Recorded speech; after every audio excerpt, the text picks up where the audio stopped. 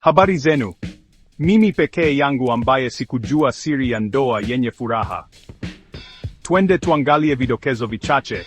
Kwanza kabisa, mawasiliano ni muhimu sana. Zungumzeni hisia zenu na sikilizaneni bila kukatiziana.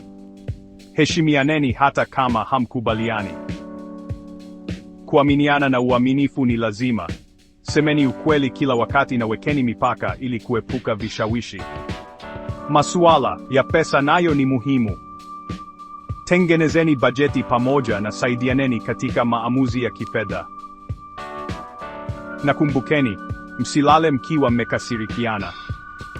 Suluhisheni migogoro kwa utulivu na msameheane.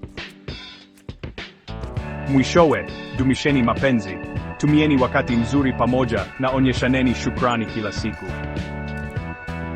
Ndoa yenu ya ndoto iko karibu tu. Bahati nzuri.